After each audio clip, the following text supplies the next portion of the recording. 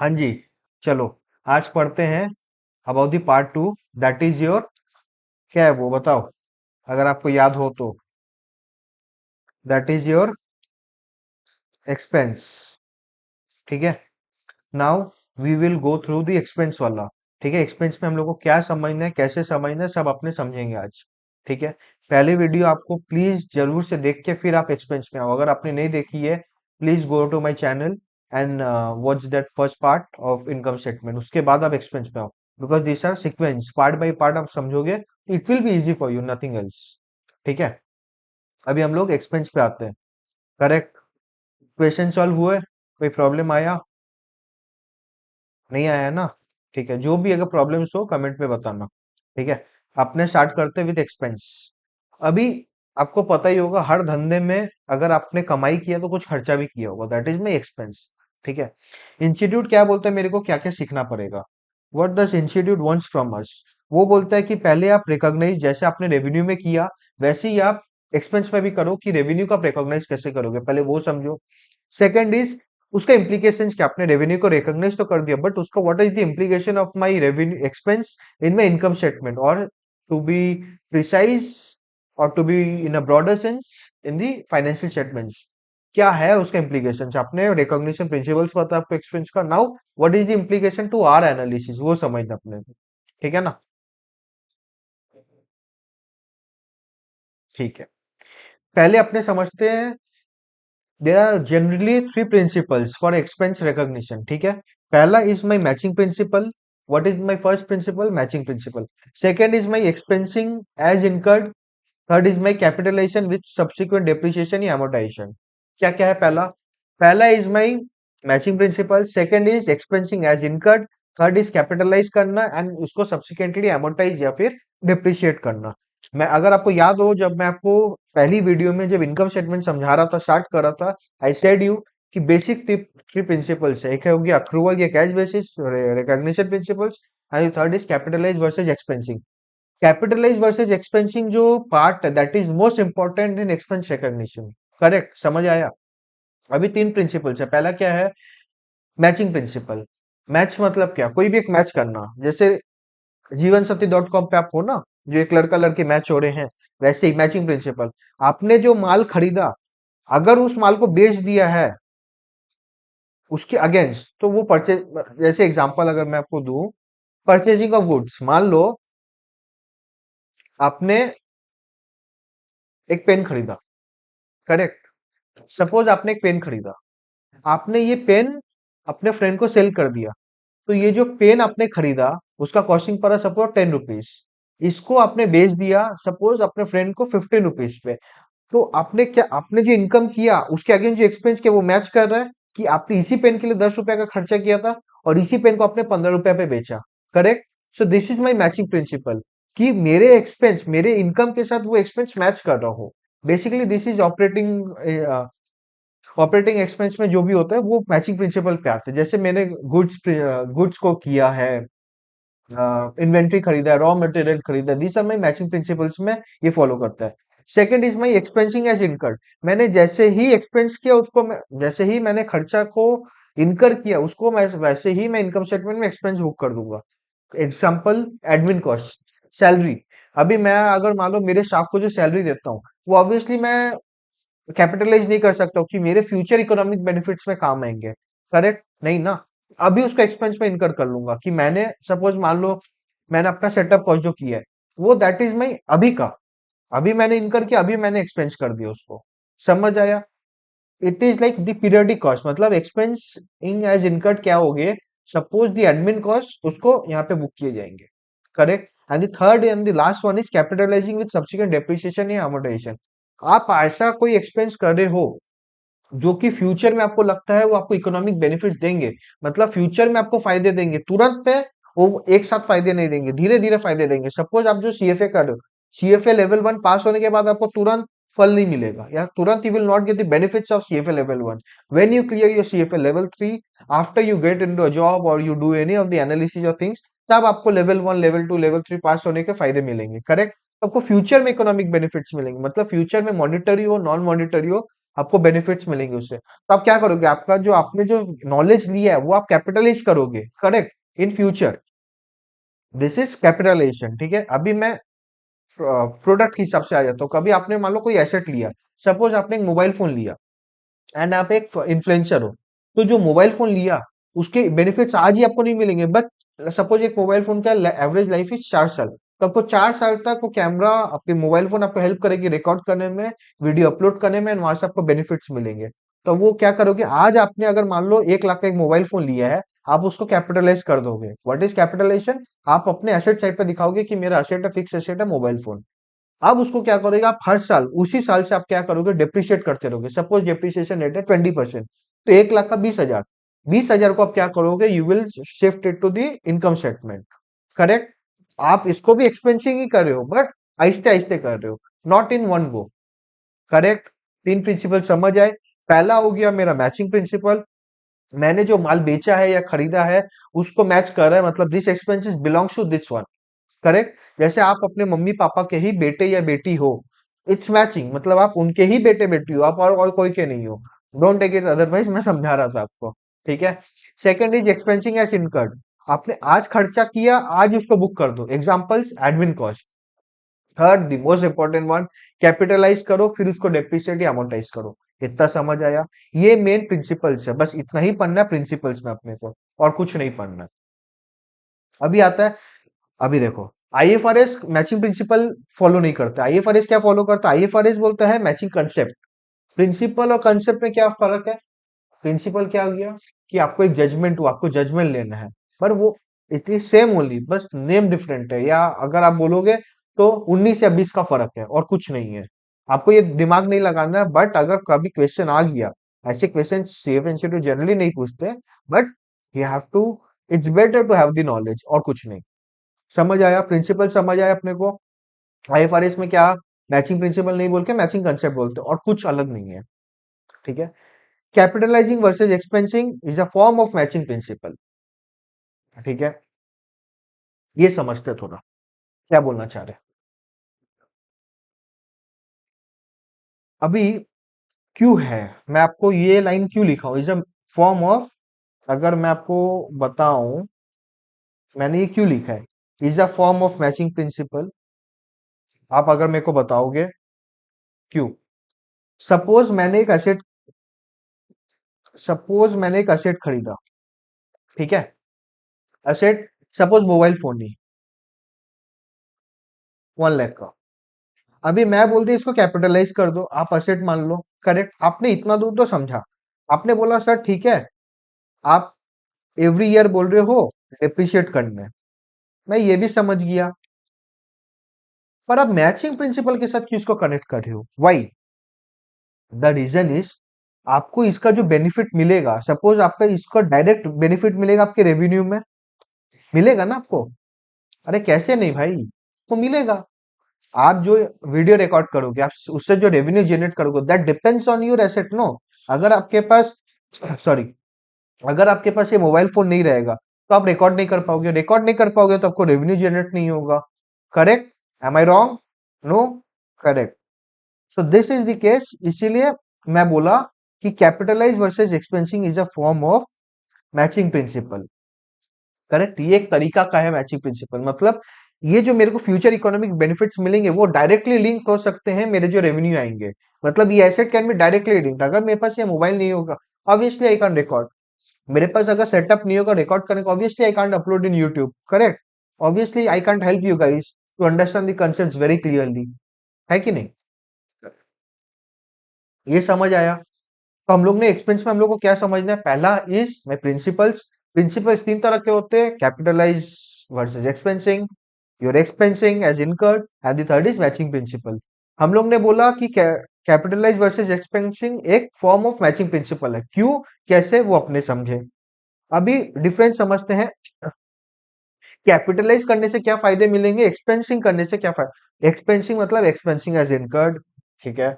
वो करने से क्या फायदा मिलेगा, या फिर मैं अगर कोई जो खर्चा किया हूं मैं, उसको मैं कैपिटलाइज कर दूं और बाद में सब्सिक्वेंटली मैं उसको डेप्रिशिएट या अमोर्टाइज करूं, उसका क्या फायदा मिलेगा, हम लोग ये समझते हैं। पहला फायदा क्या मिलेगा, पहले लेट्स सी प्रॉफिट्स में क्या फायदा मिलेंगे।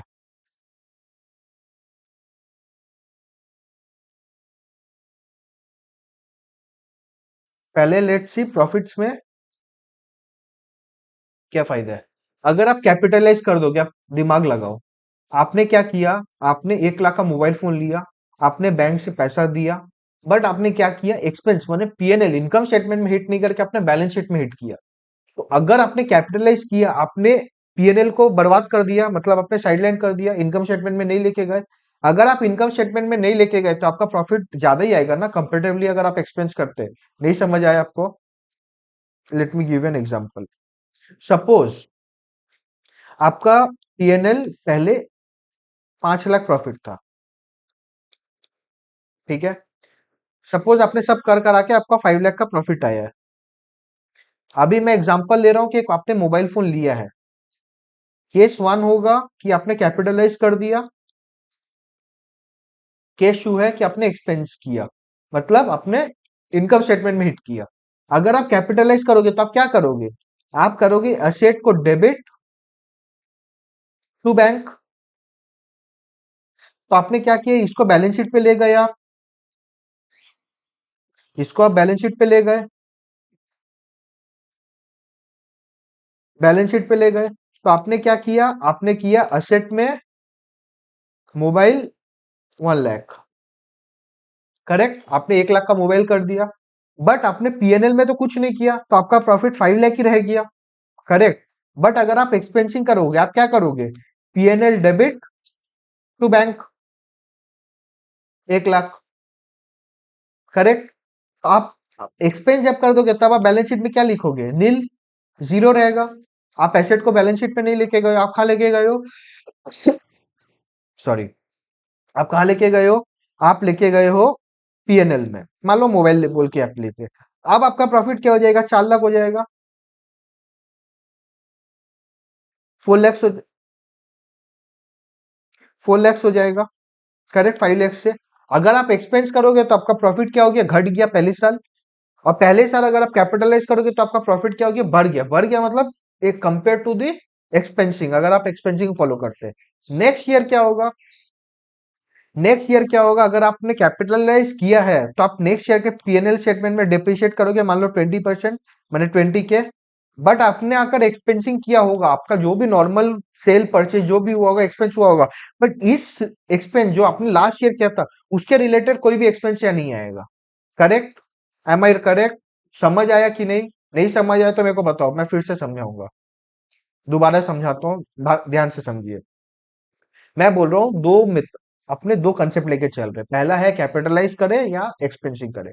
मैं बोल रहा हूँ कैपिटलाइज अगर आप करोगे तो पहली साल प्रॉफिट आपकी ज्यादा आएगी, एक्सपेंसिंग करोगे तो पहले साल प्रॉफिट कम आएगी कंपेयर टू कैपिटलाइजेशन। इतना समझ आया? अब मैं बोल रहा हूँ सब्सिक्वेंट ईयर्स में क्या होंगे इस एसेट को लेके, जो अपने लास्ट ईयर, सपोज ये ईयर वन है, ईयर वन पे तो आप कैपिटलाइज वर्सेज एक्सपेंसिव समझ गए, हायर प्रॉफिट आएगी कैपिटलाइज में। अब ईयर टू में क्या होगा, अगर आप कैपिटलाइज किए होगे तो आपको पता होगा मेरे को डिप्रिशिएट या अमोर्टाइज करना पड़ेगा। सपोज डिप्रिसिएशन रेट 20% है, तो मेरे को 1 लाख का 20% कितना होता है, 20 के। मेरे को ये ईयर टू के पीएनएल में हिट करवानी पड़ेगी डिप्रिसिएशन। तो मेरा जो भी नॉर्मल प्रॉफिट आता है वो 20,000 से कम जाएगा। Am I correct? You are with me guys? ये सीरियस बात है, दिस इज वेरी इंपॉर्टेंट। अगर आप ये समझ जाओगे, आप समझ जाओगे, इनकम स्टेटमेंट एनालिसिस करना कोई बहुत बड़ी काम नहीं है, हो जाएगी। समझ आया? हाँ। अगर आप ईयर वन में आप एक्सपेंसिंग कर देते तो क्या ईयर टू में एक्सपेंस आएगा, हाँ या ना? ऑब्वियसली नहीं आएगा। क्यों आएगा, आपने तो पूरा 1 लाख रुपए आपने पूरा पीएनएल में हिट करवा दिया था। तो आपका कंपैरेटिवली सब्सिक्वेंट ईयर में एक्सपेंसिंग अगर आप करोगे, फॉलो करते, आपका प्रॉफिट ज्यादा आएगा कैपिटलाइज करने के अलावा। ये समझ आया? ठीक है। Next is equity, higher in early years. अगर आप कैपिटलाइज कर लोगे तो आपका इक्विटी ज्यादा होगा स्टार्टिंग ऑफ द ईयर्स में। क्यों? बिकॉज आपके प्रॉफिट ज्यादा होंगे। And I think you know this, आपका इक्विटी क्या होता है, आपका equity share capital plus profit, retained earnings.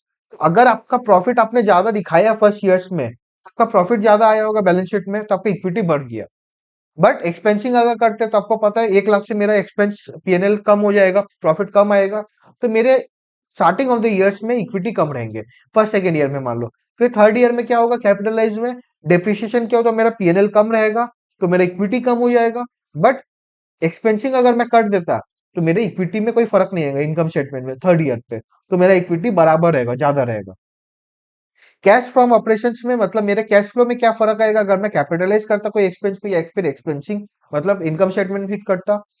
Cash from operations में क्या होगा, मेरे ऑपरेटिंग कैश फ्लो जो होगा वो ज्यादा होगा अगर मैं कैपिटलाइज कर दूं। क्यों, कैपिटलाइज आप जो करोगे, जो भी आप परचेस करते हो गुड जो कैपिटलाइज कर देते हो वो कहाँ जाता है, इन्वेस्टिंग कैश फ्लो में। Correct, cash flow from investing activities वो ऑपरेटिंग एक्टिविटीज में नहीं आता है। आप बोलते हो वो धंधे का डेली यूज पे नहीं आ रहा है, ठीक है, धंधे को चलाने के लिए वो खर्चे नहीं लग रहे, तो आप उसको क्या करते हो, कैपिटलाइज कर देने से इन्वेस्टिंग एक्टिविटी में आप चल जाते हो, तो आपका कैश फ्लो फ्रॉम ऑपरेशंस बढ़ जाता है। बट अगर आप एक्सपेंसिंग करोगे तो आपका कैश फ्लो फ्रॉम ऑपरेशंस ही कम हो जाएगा, बिकॉज आप बोल रहे हो मेरे को धंधे चलाने में वो खर्चे काम आए हैं। करेक्ट, इतने समझ आई, आया ना, आई थिंक आया होगा। इससे better explanation I don't think I can give you. मतलब this was very what to say, बहुत बेसिक में मैं आपको ट्राई किया हूँ समझाने का ये, ठीक है, ये समझ आया। अब कैपिटलाइज वर्सेस एक्सपेंस कुछ कुछ कुछ कुछ आपके आइटम्स पे काम आते हैं। पहला तो आपको मैं एसेट पे बता दिया। Now second is my interest cost. अभी सपोज इंटरेस्ट कॉस्ट पे क्यों काम आएंगे,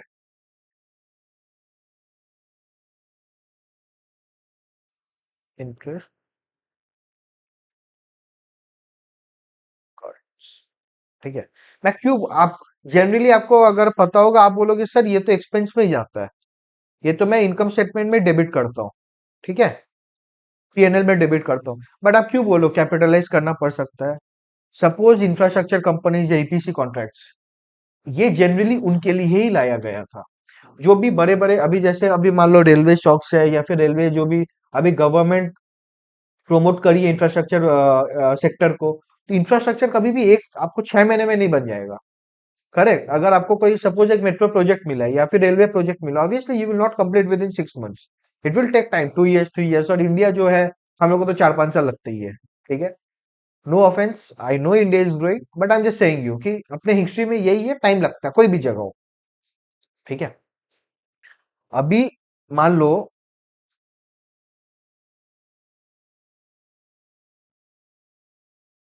आरवीएनएल, आरवीएनएल को 100 करोड़ का प्रोजेक्ट मिला, ठीक है।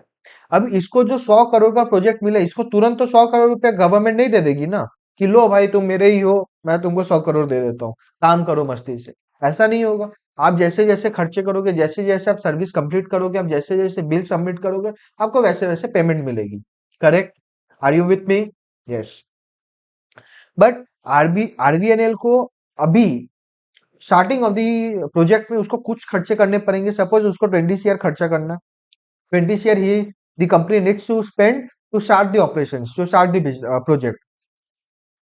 बट मान लो उसके पास ओनली 5 CR है उसके कैश बैलेंस पे, आरवीएनएल के बैलेंस शीट पे आरवीएनएल आज देखते हैं मैं ये प्रोजेक्ट स्टार्ट करना चाहता हूँ, I need 20 CR to start with, but I don't,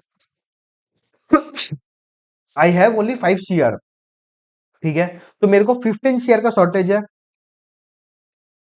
तो मेरे को ये 15 CR कहीं से लेना पड़ेगा।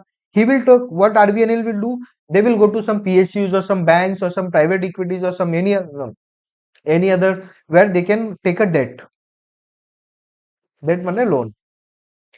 सपोज मान लो 15 CR उसने लिया 5% पे, ठीक है, हर साल उसको 5 टका ब्याज देना पड़ेगा ऑन 15 CR, उसने लिया 2 साल के लिए। करेक्ट, क्या प्रोजेक्ट के लिया, कंप्लीशन ऑफ दिस प्रोजेक्ट जो गवर्नमेंट ऑफ इंडिया ने दिया 100 CR का, उसने इसके लिए लिया है। करेक्ट, अभी पॉइंट इज, आप क्या बोलते हो, आप बोलते हो सर कि ये इंटरेस्ट को आप एक्सपेंस कर दो, पीएनएल में हिट कर दो। करेक्ट, आप यही बोलोगे। सर आप एक काम करो, पीएनएल में जो भी आएगा 15 CR का 5%, 75 lakhs, आप उसको क्या करो, पीएनएल में हिट कर दो। आप यही बोलोगे ना, बट मैं बोलूंगा नहीं, मैं नहीं कर सकता हूं ये। द रीजन इज, इसके अगेंस्ट में मेरा जो रेवेन्यू है वो पोस्टपोन्ड है। इसके अगेंस्ट में मैं जो और भी प्रोजेक्ट के जो एक्सपेंस कर रहा हूँ, जो मैं प्रोजेक्ट के लिए एक्सपेंस कर रहा हूँ वो 100 शेयर का प्रोजेक्ट के लिए, उससे मेरे को रेवेन्यू आज जनरेट नहीं हो रही है। मैचिंग प्रिंसिपल काम फेल हो जा रहा है। Correct. That's why I said you कि capitalise versus expensing is a form of matching principle. मैंने ये जो खर्चा किया है, this is not for today's operations, ये मैंने फ्यूचर के लिए खर्चा किया है। मेरे प्रोजेक्ट कंप्लीट होने के लिए मैंने खर्चा किया। मेरे प्रोजेक्ट में शॉर्टेज ऑफ फंड्स थी बोल के मैंने ये 15 शेयर का डेट लिया था। एंड इसके लिए जो मेरे को ईयरली जो इंटरेस्ट देना पड़ा, this is not for today's operation but this is for the upcoming one, या फिर मेरे जो फ्यूचर ऑपरेशन है, जो फ्यूचर रेवेन्यू है उसके लिए। तो अब मेरे को प्रिंसिपल्स बोलते हैं कि ये जो 75 लाए गए हैं, काम करो आप इसको कैपिटलाइज कर दो, इसको एसेट बना दो। समझ आया the reason why they are saying to capitalize it? ठीक है। तो आप इंटरेस्ट एक्सपेंस को कब कैपिटलाइज करोगे? कब? when incurred for acquiring or constructing an asset whose economic benefit will be used for long period of time। आपको economic benefits बाद में मिलेंगे, फ्यूचर में मिलेंगे, लंबे स्पैन पे मिलेंगे। आपका जो रेवेन्यू आज आपको 100 शेयर जनरेट नहीं हो रहा, but it will be generated और स्प्रेड अक्रॉस 2 या 3 years। तो आपको 3 साल तक ये जो आपने इंटरेस्ट बियर किया है उसके फायदे मिलेंगे। तो आप पहले साल पे एक्सपेंसेस को नहीं क्रिएट कर सकते, आपको इसको कैपिटलाइज करके एमोटाइज करना पड़ेगा। Correct. I know this things are not so much required in CFA, but again I am saying you are just not here to clear your exams, you are here to understand your concepts, to apply this in your practical life so that you can do a better things। correct। खाली रट्टे मार के CFA भले ही पास हो जाओगे, but to be very honest CFA रट्टे मार के भी पास नहीं होते हम लोग। ठीक है। तो ये कंसेप्ट इंपॉर्टेंट है। आपको कोई भी कुछ बोले ये अकाउंटिंग है, नहीं जरूरत है, नहीं, बेसिक्स आपको जानना ही है, तभी आप कोई कंपनी को एनालाइज कर पाओगे। वरना आप मेरे को मान लो अगर आपको ये नहीं पता, आपको नॉर्मल पता कैपिटलाइज करना पड़ता है कब, जब हम मेरे को एसेट अक्वायर करना पड़ता है, इकोनॉमिक बेनिफिट्स लंबे समय तक मिलेंगे, तभी मैं एसेट कैपिटलाइज करूंगा। अगर आप ये डिटेल पे नहीं समझोगे, what I'm trying to say, I'm trying to explain you why I'm taking so much time to explain you this basic concept।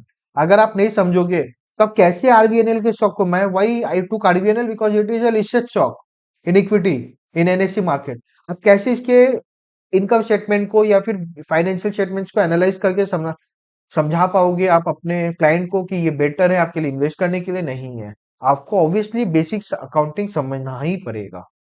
Correct. अब मेरे को अब क्वेश्चन है, अभी ये मैंने बनाया था पर ठीक है, अगर आप बताओ, अगर मैं कैपिटलाइज करूंगा तो बैलेंस शीट में आएगा या फिर इनकम स्टेटमेंट में आएगा? किस में आएगा बताओ? ऑब्वियसली बैलेंस शीट में आएगा। करेक्ट। अभी जो असेट के लिए आपने यूज किया है, मान लो जो असेट के लिए आपने इंटरेस्ट बियर किया है, वो असेट कैसे यूज हो रहा है? आपका इन्वेंट्री, सॉरी,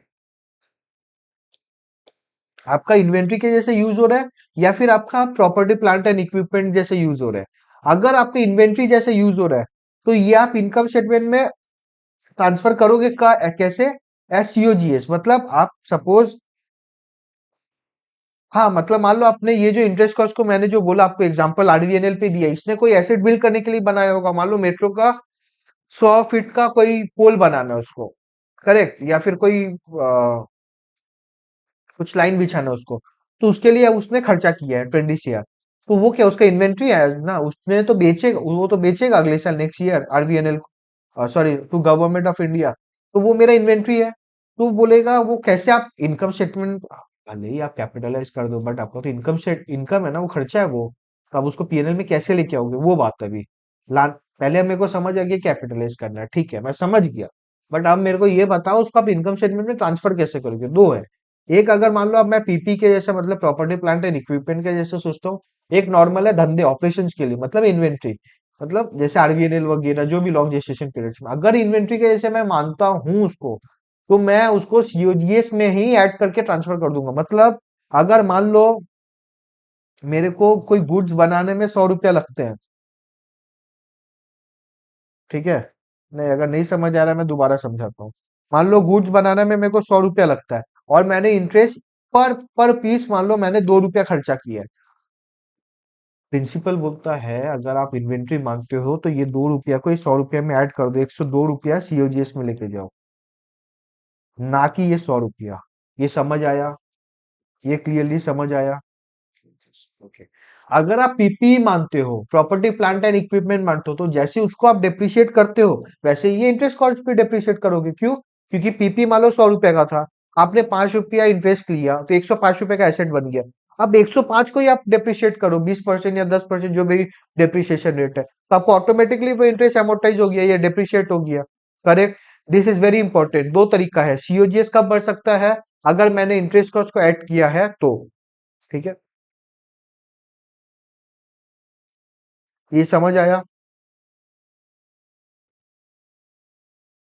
ठीक है। अभी कैश फ्लो, कैश फ्लो में क्या इफेक्ट आएगी? अगर मैंने कैपिटलाइज कर दिया है तो ये इन्वेस्टिंग में जाएगा। मैंने आपको पहले भी बताया कि ये धंधे का नॉर्मल खर्चा नहीं है, मैं मानता हूँ, कैपिटलाइज कर दी इन्वेस्टिंग में। अगर मैंने एक्सपेंस किया है तो ये ऑपरेटिंग में जाएगा। करेक्ट, ऑपरेटिंग में ही जाएगा। अभी अगर ये ऑपरेटिंग में जाएगा, कोई आईएफआरएस बोलते हैं कि आप फाइनेंसिंग में भी दे सकते हो, डिपेंड्स करता है। बट नॉर्मली अगर मैंने एक्सपेंस कर दिया तो वो कहाँ जाएगा? ऑपरेशन ऑपरेटिंग में जाएगा। अगर मैंने कैपिटलाइज कर दिया तो कहाँ जाएगा? इन्वेस्टिंग में जाएगा। करेक्ट। आप मेरे को समझाओ, अगर आप मैं कैपिटलाइज वर्सेज एक्सपेंस करूंगा तो मेरा रेशियो, जो फाइनेंशियल रेशियो है जिसके ऊपर हम डिपेंडेंट होते हैं, उस पे क्या मतलब फर्क पड़ेगा? नॉर्मली क्या होगा, मेरे जो प्रॉफिटेबिलिटी रेशियोज है उसमें क्या असर आएंगे? अगर कैपिटलाइज कर दिया मेरे प्रॉफिटेबिलिटी रेशियोज बढ़ जाएंगे। क्यों? मैं क्योंकि मेरा प्रॉफिट बढ़ा हुआ आएगा, इन्फ्लेट होके आएगा। अगर मैंने कैपिटलाइज कर दिया है तो मेरे जो टर्नओवर रेशियोज है, एसेट टर्नओवर रेशियो, ब्ला ब्ला ब्ला, वो मेरे डिक्रीज होके आएंगे, कम होके आएंगे कंपेयर टू अगर मैं एक्सपेंसिंग करता। क्यों? बिकॉज मेरे सेल्स जो कांस्टेंट है, ठीक है, बट मेरा क्या हुआ, मेरा जो एसेट है वो बढ़ गया, बिकॉज मैंने वो जो इंटरेस्ट कॉस्ट है उसको कैपिटलाइज कर दिया। करेक्ट? ये समझ आ रहा है what I am trying to say you? इस पे मैं एग्जांपल पे नहीं जाऊंगा, ये आपको समझना पड़ेगा इसे। समझ समझो। सपोज मैंने 100 रुपया का मेरा एसेट था पहले, ठीक है, मैंने 20 रुपए का इंटरेस्ट कॉस्ट इनकर किया है। अब अगर मैं वो कैपिटलाइज कर दूं तो मेरा एसेट 120 रुपया बढ़ गया, 120 रुपया हो गया। तो मेरा नॉर्मली जो भी रेशियो आता, 2 आता, 1 आता, जो भी आता वो डिक्रीज हो जाएगा, बिकॉज मेरा डिनोमिनेटर बढ़ गया, 100 से 120 हो गया। करेक्ट? कैपिटलाइजेशन में मेरा PNL income statement profitability ratio कैसा बढ़ा रहेगा? क्योंकि मेरा नेट प्रॉफिट बढ़ा हुआ है, क्योंकि मैंने वो जो 20 रुपया है वो इनकम स्टेटमेंट में नहीं लेके जाके बैलेंस शीट में लेके गया हूँ। समझ आया? These are the ratios which will be affected. Second item is, पहला था interest item capitalise versus expense में, second item is my internal development cost. ये नॉर्मली सर्विस इंडस्ट्री में काम आते हैं, सॉफ्टवेयर में। आजकल तो आप कोई भी कंपनी में देख लो, जो भी रिसर्च कर रहे हैं उस पे काम आ जाएंगे। प्रिंसिपल क्या बोलता है, जब तक आप रिसर्च कर रहे हो, वो जो रिसर्च कर रहे हो आप, अगर उसमें कोई आपको बेनिफिट्स दिखते हैं या फिर आपको लगता है वो रिसर्च फ्रूटफुल है, तब उसको कैपिटलाइज करो, नहीं तो उसके पहले तक आप एक्सपेंस करो। उसको आप एक्सपेंसिंग एज इनकट कर दो, मतलब इनकम स्टेटमेंट में डायरेक्ट हिट कर दो। मान लो महिंद्रा ने स्टार्ट किया है कि महिंद्रा रिसर्च करी है कि वेस्ट एनर्जी होते हैं, जो वेस्ट होते हैं हम लोग के, ठीक है, उससे एनर्जी कैसे ट्रांसफॉर्म किया जाए, उससे कैसे एनर्जी प्रोड्यूस किया जाए। अगर कोई सब्सटेंशिएशन नहीं होता, मान लो पहले फर्स्ट ईयर है ये, इसमें कोई सब्सटेंशिएशन नहीं मिलता है कि ये ऐसे पॉसिबल है, तब क्या बोलता है प्रिंसिपल? बोलता है कि आप एक काम करो, आप इसको पीएनएल में हिट कर दो। बट मान लो नेक्स्ट ईयर महिंद्रा को कुछ ताबड़तोड़ कुछ मिल गया, कुछ सब्सटेंशिएशन मिल गया, हाँ really the waste can be converted into an energy and we can help to run the automobile sector and automobiles and etcetera. अगर वो उसको सब्सटेंशिएशन मिल गया रिसर्च पे, तो बोलता उसके बाद अब आप जो खर्चा करोगे आप उसको कैपिटलाइज करो। रिसर्च में मैं बोल रहा हूँ, डेवलपमेंट खर्चे हमेशा ही कैपिटलाइज होंगे। तो इंटरनल डेवलपमेंट कॉस्ट में दो तरह के खर्चे होते हैं, एक हो गया रिसर्च, एक हो गया development. Development is always capitalize. Research में दो पार्ट होते हैं। द फर्स्ट पार्ट इज की सब्सटेंशिएशन नहीं हुआ है, सेकेंड इज सब्सटेंशिएशन हुआ है। अगर सब्सटैंशिएशन हुआ है तो आप उसको कैपिटलाइज करो, सब्सटैंशिएशन नहीं हुआ है तो उसको आप एक्सपेंस करो। इतना समझ आया? हाँ या ना? हाँ या ना? समझ आया। अभी मेरे को इम्प्लीकेशन समझने हैं कि what are the implications of expense recognition. ठीक है, पहला हो गया अगर मैं कैपिटलाइज करूंगा तो मेरा इम्प्लीकेशंस क्या है। Obviously I am going aggressive, मैंने अपना प्रॉफिटेबिलिटी ज्यादा दिखाया है, तो मैं एग्रेसिव हो रहा हूँ। कंपेयर टू अगर मैं एक्सपेंसिंग करता, मैं कंजर्वेटिव हूँ। क्यों? मैं बोल रहा हूँ भाई धीरे धीरे मेरा, ऐसा नहीं हो। कैपिटलाइज में क्या हो रहा है, आपका फर्स्ट ईयर में प्रॉफिट बहुत ज्यादा बढ़ जा रहा है, नेक्स्ट ईयर से प्रॉफिट आपका कम पे जा रहा है। एक्सपेंसिंग में क्या हो रहा है, आप खर्चा ही मार दे रहे हो। करेक्ट, ज्यादा ही खर्चा मार दे रहे हो। करेक्ट, समझ आया? मैं बोल रहा हूँ अग्रेसिव दोनों ही। The point is capitalisation is little more aggressive या little less conservative compare to expensing. ये समझ आया? ठीक है। आप एक्सपेंसिंग को कब कंपेयर कर सकते हो, जब आप दो कंपनीज को कंपेयर कर रहे हो इन दी सेम इंडस्ट्रीज। सपोज आप ऑब्वियसली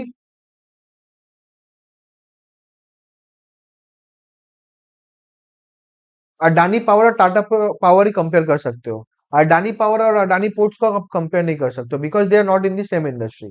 करेक्ट। तो आप जब भी कंपेयर करो, बिकॉज हर एक का प्रिंसिपल्स, हर एक अलग अलग जजमेंट से प्रिंसिपल लगाता है हर एक industry. I would say industries expensing को अलग अलग तरीका से देखते हैं। कोई इंडस्ट्री इंटरेस्ट कॉस्ट को एक्सपेंसिव मानेगा, कोई इंडस्ट्री को कैपिटलाइज करना पड़ेगा, कोई इंडस्ट्री को रिसर्च सब्सटैंशिएशन होने का तरीका उनका चेंज होगा, कोई होगा मैचिंग प्रिंसिपल्स कोई अलग तरीका से लगाएंगे, मैचिंग प्रिंसिपल ही फॉलो करेंगे, कोई होगा कि मैं एक्सपेंसिंग एज इनकर्ड ही कर दूं। कोई भी एक्सपेंस मान लो फ्यूल कॉस्ट भी होता है, वो भी बहुत डिपेंड करता है। That is an admin cost that goes into expensing as incurred only, but sometime it changes. वो आपको समझना है। आप कभी भी मैंने एप्पल टू एप्पल कंपेयर होगा, एप्पल टू ऑरेंज कंपेयर आप नहीं करोगे। ठीक है। सेकेंड, अगर आपको एडजस्टमेंट्स करने as a CFA, as a chartered holder, ठीक है, आप ऑब्वियसली जो इनकम स्टेटमेंट आया है, अब उसके ऊपर बेसिस पे आप अपना जजमेंट नहीं दे सकते हो।